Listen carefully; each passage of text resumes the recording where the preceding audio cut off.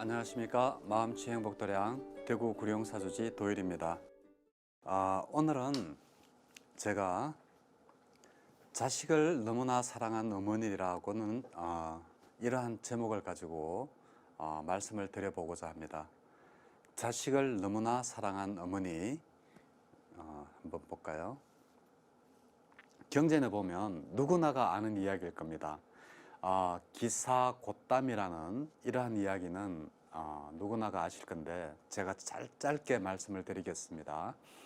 이 끼사라는 말은 말랑깽이, 이렇게 마른 이런 뜻이고, 꽃다미는 아마 이 여자의 이름이었을 겁니다. 근데 이 끼따고삼이라는 여자가 어릴 때 바라문은 바라문인데 굉장히 가난한 집의 바라문이었나 봐요. 그래서 어릴 때부터 이렇게 잘 가난하게 커서 시집을 갔는데, 그 시댁에서조차도 이제 이 꽃다미를 가난하고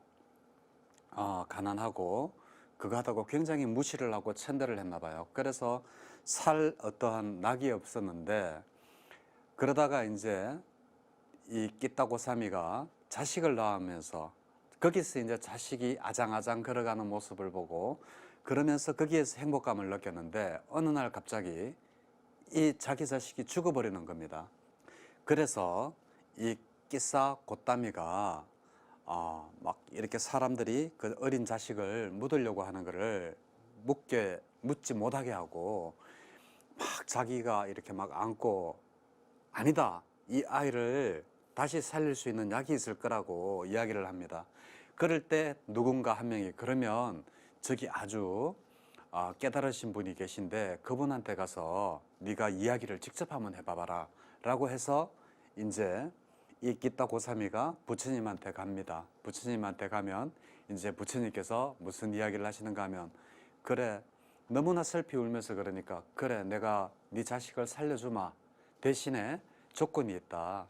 그 조건이 뭔가 하면 너는 지금부터 아무도 죽지 않은 집에서, 그 누구도 죽은 사람이 없는 집에 가서 겨자씨를 한 움큼만 이렇게 얻어서 오면 그거로 내가 네 자식을 살려주겠다라고 이야기를 합니다. 그러니까 이 끼따고삼이는 너무나 막 기쁘죠. 자기 죽었는 자식을, 보통 사람도 아니고 부처님께서 겨우 겨자씨 한 주먹만 이렇게 얻어오면 살려주겠다라고 하니까 진짜 너무 좋아서 이제 막 온 마을을 다 다닙니다. 다니면서 여기 혹시 이 집에 누구 안 죽었는 사람 있나요? 아니면 이 집에 누구 혹시 안 죽었는 사람 있나요? 온 마을을 다 돌아다니면서 아니 자기 스스로 깨닫게 되는 겁니다. 이 세상에 그 누구도 죽지 않는 사람의 집이 없구나 라는 것을 알고 다시 이제 부처님한테 와서 이제 부처님, 이제 여기에 귀의를 합니다. 귀의를 하고 부처님께서 나를 이렇게, 누구나가 태어난 모든 존재는 언젠가는 죽기 마련이라는 것을, 그것을 가르쳐 주기 위해서 내한테 겨자씨를 가져오라고 했구나 라고 이제 자기가 깨달으면서 이 기사곶담이는 막 가족도 버려버리고 이제 출가를 바로 해서 부처님 밑에서 수행을 하다가 이제 처음에 어떤 식으로 아라한이 되느냐, 저는 화살을 뿌리채 뽑아버렸고 짐을 내려놓았습니다. 저는 해야 할 일을 마쳤습니다. 이 말은 누구가 할 수 있는 말인가 하면 바로 아라한이 할 수 있는 말입니다. 해야 할 일을 다 마쳤다라는 말은 아무나 할 수가 없습니다. 바로 아라한이 바로 이러한 말을 하고, 화살을 뿌리채 뽑아버렸다, 이 말도 바로 아라한이 할 수 있는 말입니다. 그런데 옆에 호롱불이 있죠. 왜 저렇게 제가 저 사진을 해놨는가 하면, 이 끼따고삼이가 이 밤에 수행을 하면서 호롱불이 이렇게 여러 개 있을 것 아닙니까?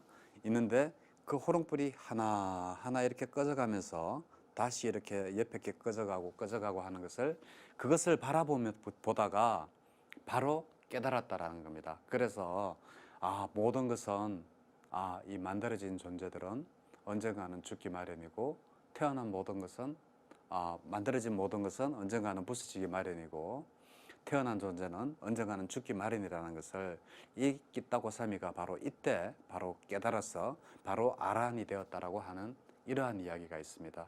그래서 부모가 자식을 사랑하는 이러한 마음, 바로 경전에 이것 말고도 부모 언중경이라 그래서 나오죠. 그리고 또 다른 이야기가 있습니다. 뭐 이렇게 경전에 보면 아버지가 사막을 건넌다가 자식을 잡아먹는다라고 치자, 뭐 이러면서 이제 그러한 이야기들, 여러 가지 이야기들을 있는데, 부모가 자식의 사랑하는 것에 대한 이러한 이야기는 경전에 상당히 많이 나옵니다. 어떤 부모든지 간에 자식을 사랑하지 않고 어떠한 자식이 자기 부모를 사랑하지 않는 자식이 어디 있겠습니까? 근데 요즘은 또 현실은 또 조금 틀리죠. 그게 조금 좀 문제긴 문제더라고요.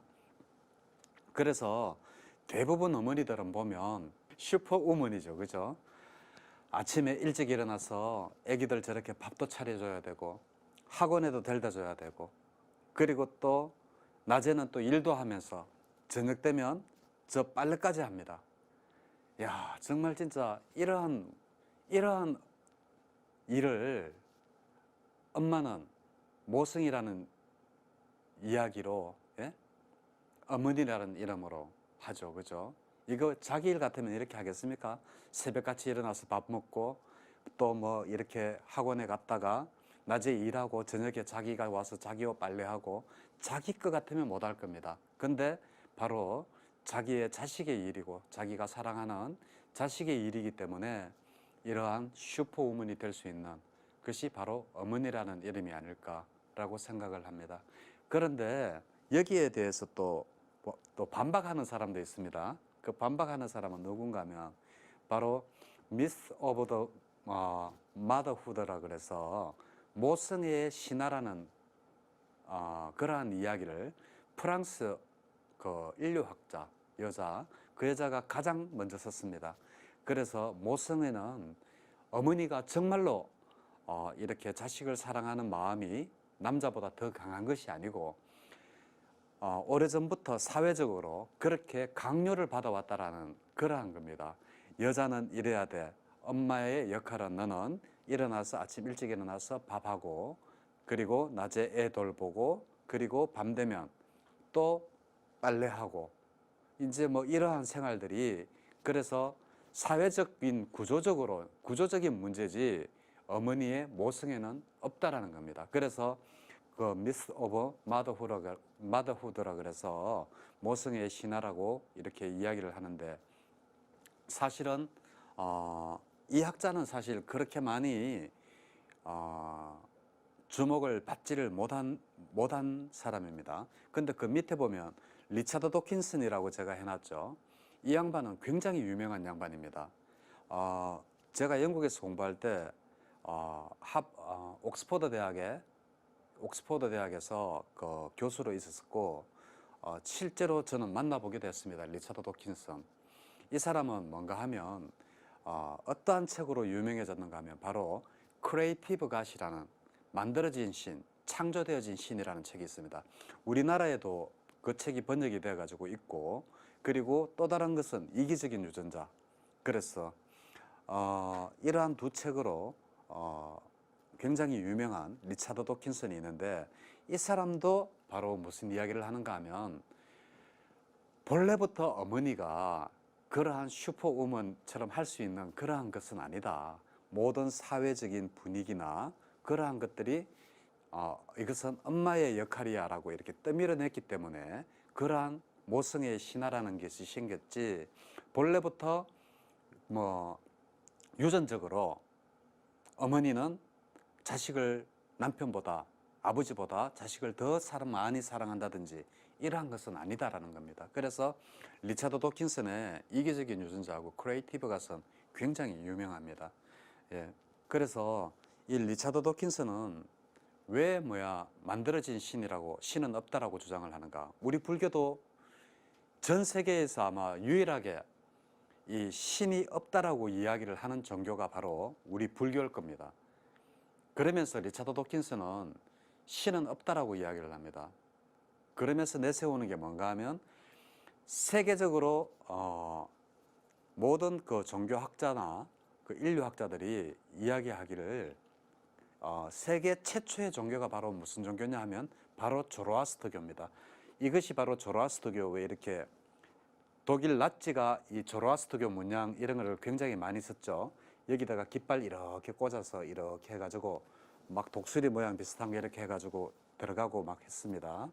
그래서 리차드 도킨슨이 하고자 하는 이야기는 뭔가 하면 자기 책 만들어진 신, 그러니까 우리나라에서는 만들어진 신으로 번역이 됐더라고요. 근데 크리에이티브가 사실은 창조하다 그러니까 창조되어진 신이라는 게 더 정확한 표현인 것 같은데 만들어진 신으로 번역이 됐는데 왜 그렇게 주장을 하는가 하면 바로 이 사람은 이렇습니다. 신이 인간을 만들었다면, 창조를 했다면, 정말 신이 있다면 우리가 왜 신을 바로 처음부터 바로 믿지를 않고 세계 최초의 종교가 조로아스터교가 되었을까? 이 불을 우리나라 왜 이렇게 봉화대 비슷하게 둥근 이렇게 제가 영국에 가면 아직까지 조로아스터교 그 봉화대가 있는데 조로아스터 교도들이 믿던 그러한 장소에 제가 가봤습니다. 가보니까 이러한 우리나라 봉화대처럼 이렇게 둥글게 되어 있고 이 위에 사람들이 올라갈 수 있는 이러한 장소가 있습니다. 여기에다가 바로 이렇게 불을 지피는 겁니다. 불을 지펴서 꼭 우리 옛날에 왜 왜구들이 쳐들어오면 이 봉화 이렇게 산마다 이렇게 연기 피어서 올라가듯이 이제 이러한 것들을 믿는 게 바로 그 조로아스터교입니다. 그래서 이 리차드 도킨슨도 그 어머니의 모성애는 그 만들어진 거다. 거기에 많이 동참을 하고 있습니다. 그래서 그 이기적인 그 유전자라는 그러한 책도 굉장히 유명해졌습니다. 자, 그러면 이러한 사랑, 우리가 소위 사랑이라고 이야기하는 이러한 것은 부모가 자식을 사랑한다라고 하면서 사실은 집착과 굉장히 많은 소유욕을 가지는 게 사실입니다. 사실은 사랑은 집착과 소유욕이 아닌데도 불구하고 많은 어머니들이 이제 자기가 사랑이라는 이름으로 자기가 하고 싶었던 거, 자기가 못했던 거, 뭐 이런 것들을 이 자식을 통해서 이제 좀 더 이렇게 해보려고 하고 그것을 사랑이라는 이름으로 하죠. 그리고 이제 자식이 성공하면 꼭 자기가 성공했는 대리 만족을 자식을 통해서 얻으려고 하고 하는 경향이 많습니다. 그런데 사실은 사랑은 조건이 없이 주는 게 바로 사랑 아니겠습니까? 그게 바로 아가페적인 사랑이고 그래야 되는데 요즘은 사랑은 집착과 소유가 아닌데도 불구하고 많은 어머니들이나 아버지도 마찬가지입니다. 자식을 통해서 대리만족을 이렇게 얻으려고 하는 그러한 것들은 조금 안 했으면 안 좋겠나라고 생각을 합니다. 절대 사랑은 진짜 무조건적인 사랑이어야지 집착과 소유가 되는 이러한 사랑이 되면 안 되겠습니다. 그리고 이것을 심리학에서는 뭐라고 이야기를 하는가 하면 바로 투사라고 이야기합니다. 뭔가 하면 내가 하고 싶은 것을 바로 아이를 통해서 대신 대리만족을 하고자 하는 겁니다. 그래서 심리학에서는 바로 투사라고 하는데 자 보세요. 어머니 열심히 간절히 기도하죠. 정말 저 왼쪽에 오른쪽에 저 사진 모습만 보면 어머니가 너무나 정말 자식을 사랑하는 모습이 보이죠. 그런데 그 옆에 보면 뭡니까? 판사, 의사죠. 그죠? 판사, 의사를 되기 바라는 이러한 간절한 마음은 바로 자기가 못했던 아니면 자기가 이루지 못했던 것을 바로 투사하는 과정이다 라고 이제 심리학에서는 그렇게 보는 거죠. 그래서 물론 이 중에 다야 그렇겠습니까? 그죠? 정말 나는 괜찮아. 나는 희생이 돼도 괜찮다라고 생각을 하면서 이제 하겠지만 그 희생은 또 사실은 보면 내가 희생이라고 생각하는 그 순간에도 보면 자기 욕망은 들어있는 겁니다. 그래서 이 심리학에서는 이러한 현상들을 보고 투사라고도 이야기를 합니다. 그러면 우리 불교에서는 자식을 어떻게 바라봐야 되는가? 이제 그게 또 문제죠. 불교에서는 자식은 유전적, 그러니까 육체적인 것으로는 인정을 합니다. 육체적 유전은 인정을 하지만 정신적인 유전까지는 인정을 하고 있지를 않습니다. 왜냐하면 이 육체적으로는 인정을 하되 정신적으로는 왜 인정을 하지 않는가 하면 모든 것은 업 때문에 우리가 윤회로 돌지 않습니까? 그러면 그 업은 바로 누가 지었는 거냐 하면 바로 전생에 또 다른 나는 절대 아닙니다. 윤회가 대부분 불교에서 사람들이 잘못 알고 있는 게 내가 죽어서 내가 다시 태어난다라고 알고 있지만 그것 아니라고 제가 교리 시간에 지난번에 굉장히 열변을 했죠. 근데 대부분 사람들은 내가 죽어서 내가 다시 태어나는 걸로 알고 있습니다. 절에 수십 년 다녔던 분들도 윤회 그러면 내가 죽어서 내가 다시 태어나는 걸로 알고 있는데 절대 그게 아닙니다. 단지 업이 윤회할 뿐입니다. 그래서 이 정신적으로는 왜 인정을 하지 않는가 하면 육체적으로는 부모한테 우리가 유전적으로 이렇게 인정을 하지만 정신적으로는 인정을 할 수가 없습니다. 왜냐하면 12연기법에서 보면 무명행식 그러지 않습니까? 무명행식, 이 식이 뭔가 하면 과거로부터 내가 쭉 꾸준하게 해내려 오던 그 식이거든요. 그 업이단 말입니다. 그래서 비록 몸은 우리 부모를 통해서 받았지만 이 정신은 그러니까 예로부터 내려오던 그러한 꾸준하게 내려오는 그러한 식을 통해서 우리가 다시 오온이 생기고 막 이렇게 된다고 합니다. 제가 왜 또 이 불교의 수행법 사띠, 아나빠나 사띠 이제 계속 들을 겁니다. 왜냐하면 불교에서 수행은 아나빠나 사띠가 가장 기본이기 때문입니다. 바로 이 아나빠나 사띠, 아나, 들숨, 빠나, 날숨입니다. 그래서 들숨과 날숨을 굉장히 자세하게 관찰을 해야 되지 그것을 이렇게 기훈련하듯이 하면 안 된다. 근데 제가 왜 이 불교의 수행법이라 그러면서 이 사진을 내놨는가 하면 이 수행을 하면 굉장히 고도에 집중이 되면서 자기의 본 마음자리까지 이렇게 볼 수 있습니다. 거기에 보면 제가 이제 수행을 하면서 느꼈던 것은 바로 그겁니다. 오온이라 그래서 색수상행식이라 그러죠. 그런데 색수상행식에서 수상행을 이 세 가지를 보고 마음부수라 그럽니다. 마음이 일어날 때 동시에 같이 따라서 일어난다라고 해서 마음부수라고 하는데 그 중에 행이 바로 쨌다나 의도입니다. 의도를 저는 제가 수행할 때 바라보았습니다. 만약에 의도가 없다면 우리가 하고자 하는 마음의 의도가 없다면 손가락 하나도 깜짝할 수 없다라고 제가 지난번부터 누누이 강조를 했습니다.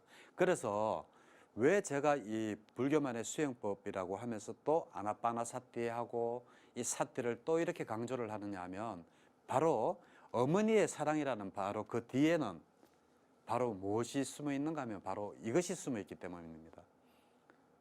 바로 욕망입니다. 무엇에 대한 욕망이겠습니까? 내가 자식을 이만큼 돌봐주면 나중에 자식도 내한테 이만큼 해주겠지. 그 이면에는 바로 이러한 욕망, 자식이 나한테 내가 늙었을 때 나를 이렇게 잘 보살펴주기 바라는 그러한 욕망이 숨어 있다는 그러한 이야기입니다. 이것은 제 이야기가 아닙니다. 모든 이 심리학에서 아직도 정신과에서 그 최고의 스승으로 이렇게 들어가면 정신과 의사들은 기본적으로 읽는 책이 바로 프로이드와 칼융이죠. 이 프로이드에 보면 여기 있지 않습니까? 욕망이 우리 생의 가장 밑바닥에 깔려져 있다고 봅니다. 무의식 속에. 그래서 이 욕망이 좌절될 때 바로 정신병이 온다라고 되어 있고 이 사람이 바로 프로이드가 생각하는 생각이 그렇습니다. 그래서 이 욕망이 좌절되면 바로 정신병이 온다. 이렇게 지금 생각을 하셨던 분이고 그리고 이 욕망이 이 나중에 자아로 발전이 되고, 그리고 난 다음에 슈퍼에고 초자아로 이렇게 발전이 되어져 간다라는 게 바로 프로이드의 이야기입니다. 그럼 뭐 에고는 자아는 뭐고 초자아는 뭐냐? 저도 뭐 정신과 그거는 아니라서 잘 모르지만 좀 더 세분화된 자기의 자아라는 뜻이 아닐까라고 생각합니다. 예를 들면 내가 뭔가를 더 하고 싶고 더 하려고 하는 그러한 의지를 더 가지는 자아, 뭐 그 정도가 될 것이라고 생각합니다. 자, 그리고 밑에 분은 누군가 하면 바로 칼융입니다. 아, 정말 유명하시죠, 이분도. 본래 프로이드하고 칼융은 본래 스승과 제자 사이였습니다. 칼융이 제자였고 프로이드가 스승이었는데 나중에 둘 사이가 별로 안 좋습니다.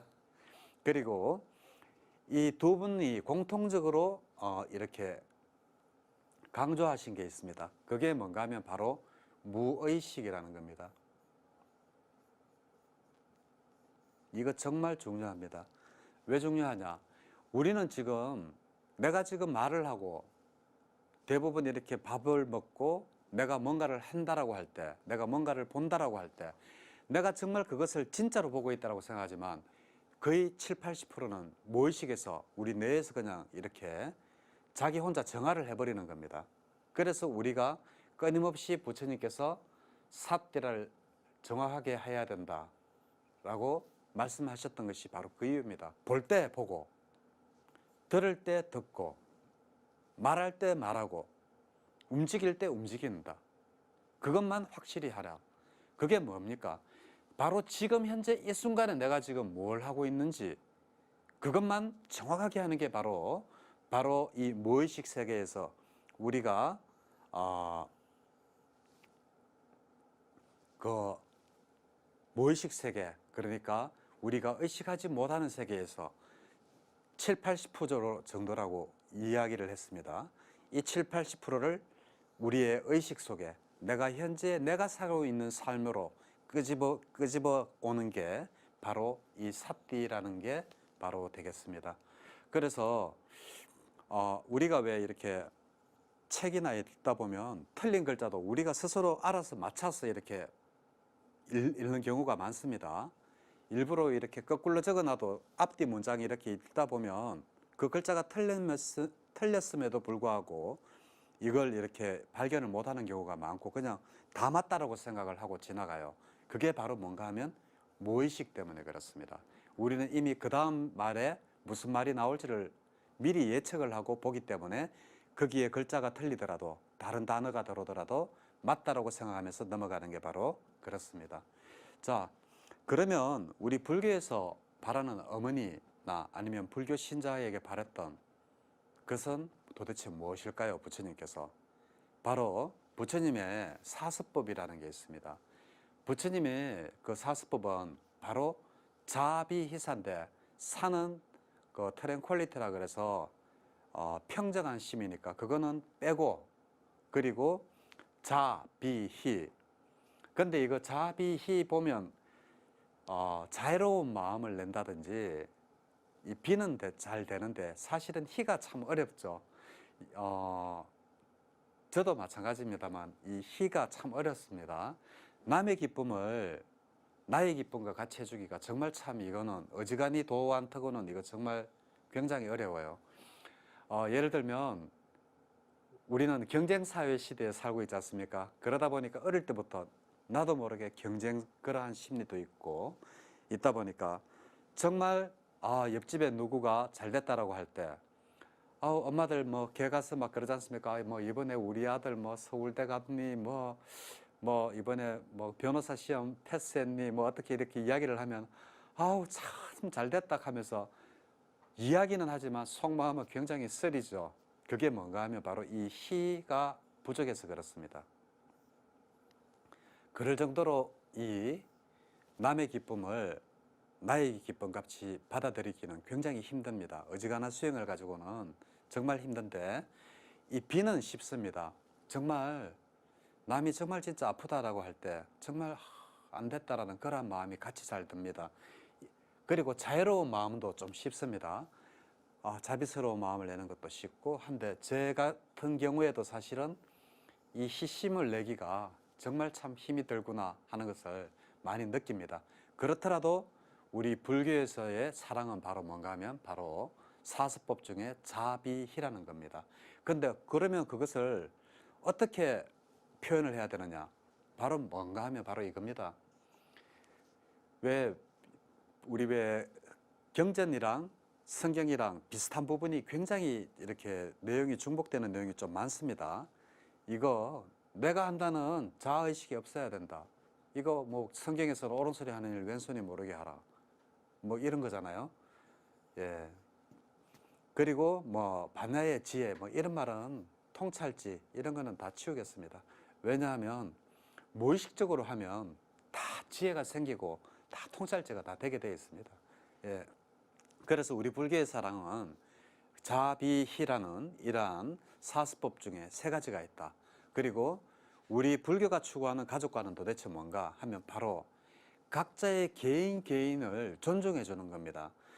자, 어머니가 지금 밥을 하고 있죠. 그리고 아기가 있습니다. 지금 또 아버지가 또 설거지를 하고 있죠. 또 아기가 또 저렇게 있죠. 이제는 가족이라고 해서 무조건 어머니 역할 따로 아버지 역할 따로 이럴 게 아니라 각자 하나의 한 명 한 명이 각자가 그 존중받아야 되고 각자가 사유하고 행동하는 하나의 인격체로 봐야 된다. 이것이 바로 우리 불교가 추구하는 가족관입니다. 이것도 기독교하고는 조금 좀 틀립니다.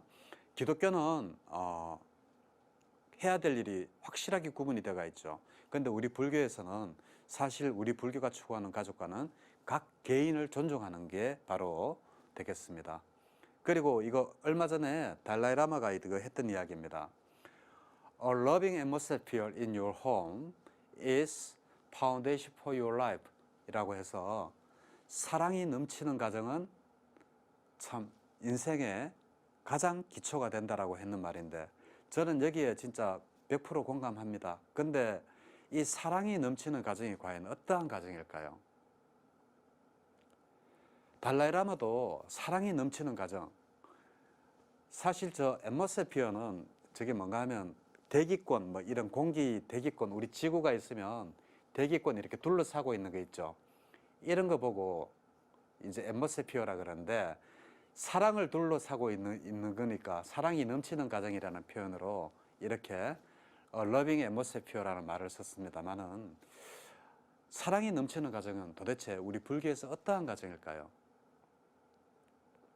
아까 번에처럼 제가 말씀드렸던 것처럼 그 욕망이 뒤에 숨어 있는 그러한 가정일까요? 개개인의 욕망 때문에 있는 가정일까요? 아니면 개개인을 존중하면서 우리 불교에서 추구하는 바로 이러한 각자의 의지와 사유와 행동을 존중하는 이러한 가정이겠습니까? 만약에 뒤에 어떠한 욕망이 숨어 있고 뭔가를 바라고 그렇다면 그것은 아마 사랑이 넘치는 가정이 될 수가 없을 겁니다. 저는 그렇게 생각을 합니다. 자, 이제부터 제가 또 이제 계속 방송마다 이제 할 겁니다. 자, 불교는 자비의 종교다. 이거 계속 앞으로 볼 건데, 우리 불교가 타 종교에 비해서 못하는 게 한 몇 가지가 됩니다. 특히 그 신도들이 오면 신도들한테 우리 불교 신자들은 따뜻하게 해주지를 타 종교보다 따뜻하게 해주지를 않는 것 같아요. 그래서 예를 들면 뭐 이렇게 법당에 가면 뭐 초를 향을 하나 꽂고 싶어도 그렇게 꽂으면 되니 안 되니 뭐 초를 켜도 뭐 그렇게 켜면 되니 안 되니 그러는데 그러한 것들이 과연 뭐가 그렇게 중요하겠습니까? 켜고자 하는 그 마음이 예쁘지 않습니까? 근데 우리 불교도인들은 서로 그걸 잘 안 하죠. 이제 뭐 빈자리가 있어서 좀 앉으려고 하면 거기다 가방 딱 놓고 여기 내 친구 올 자리야 라고 이야기하고 하는데 제발 좀 이제 불교 믿는 우리 불교 신자들이 바뀌어야 됩니다. 불교 신자들이 바뀌지 않고는 모든 것 지금 현재 이렇게 불교의 잘못은 전부 다 스님들 잘못이다 라고 이야기하기에는 신도님들도 조금 좀 부끄러운 점을 조금 부끄러운 마음을 가져야 되지 않나 그렇게 생각해 봅니다. 왜냐하면 지금 현재의 이러한 신도가 줄고 그리고 하고 있는 이러한 모든 상황은 스님들만의 잘못이 아니라 저는 신도분들의 잘못도 많기 때문이라고 생각을 합니다. 그러면 우리 불교 신도들은 어떻게 이 자비를 펴야 되느냐? 첫째, 남이 말할 때 중간에 끊지 말고 끝까지 좀 들어줬으면 좋겠습니다. 남이 아프다라고 내가 자기의 마음이 아파서 찾아왔는데 그걸 중간에 말을 끊고 내 말을 하고 야야 나도 옛날에 그랬는데 뭐 어쨌는데 이제 그런 말 좀 안 했으면 좋겠습니다. 그런 말 하지 말고 오면 중간에 말 끊지 말고 말을 끝까지 좀 들어주고 그리고 그래서 그렇게 그때 힘들었나 정말 너무 많이 힘들었겠다라든지 어떤 이러한 위로의 말을 좀 해주면서 그리고 또 뭐 이런 이야기는 절대 하실 필요 없습니다. 지금 대부분 신도님들이 알고 있는 업은 잘못 알고 있는 업입니다. 그건 제가 100% 보장합니다. 왜냐하면 부처님 이렇게 많은 보살님들이랑 이렇게 이야기를 하다 보면 전생의 업 때문에 그래요 라고 하는데 그 업이라고 그렇게 믿어버리면 부처님이 그렇게 치열하게 사와왔던 육사외도의 업설을 주장하는 거랑 똑같이 되는 겁니다. 근데 대부분 보면 그렇게 이야기들 하고 계시거든요. 그러니까 차라리 야, 네 업이야 라고 이야기하기보다는 그래 뭐 이까지 오는데 밥은 먹고 왔나 라든지 조금 더 인간적으로 현실적으로 다가가서 이러한 문제 그래서 정말 진짜 이 사람이 얼마나 힘들면 내한테까지 와서 이런 말을 할까 그러한 마음을 내는 게 바로 우리 사스법 중에 자에 속합니다. 그러한 마음으로 우리 불교는 앞으로 나아가야지 희망이 있지 않을까.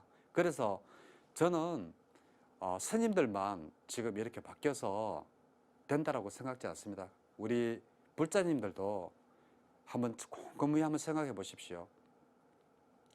정말 나는 제대로 된 그러한 행을 하고 있는지 내가 혹시나 남이 말할 때 말을 끊지는 않는지 남이 정말 자기는 아파서 나를 찾아왔는데 나는 그 사람을 바쁘다는 핑계로 피하지는 않았는지 하여튼 한번 여러모로 한번 생각해 보시고 우리 불교는 자비의 종교라는 것을 정말 잊지 마시고 내가 그 사람한테는 마지막 언제든지 최후의 보루라는 마음가짐으로 모든 사람들을 따뜻하게 대하고 그러다 보면 자연히 불교가 참 좋은 종교구나 이렇게 좋은 종교를 왜 안 믿었을까 라고 하면서 믿는 그런 날이 올 겁니다. 그래서 포교는 저절로 되는 거지 꼭 뭐 억지로 한다라고 되겠습니까? 그래서 이제 앞으로 저는 방송할 때마다 이제 불교는 자비의 종교다라는 이런 이야기를 꼭 좀 하고 싶습니다. 그래서 우리 모두가 이렇게 자비심을 내고 해서 이 정말 아픈 사람들 요즘 현대 생활에 아픈 사람들이 얼마나 많습니까? 이런 사람들을 우리 불교가 잘 자비희사라는 그러한 사수법으로 이렇게 잘 보다듬고 가는 그러한 훌륭한 종교가 되면 좋겠다라고 생각을 합니다. 이상으로 마치겠습니다. 감사합니다.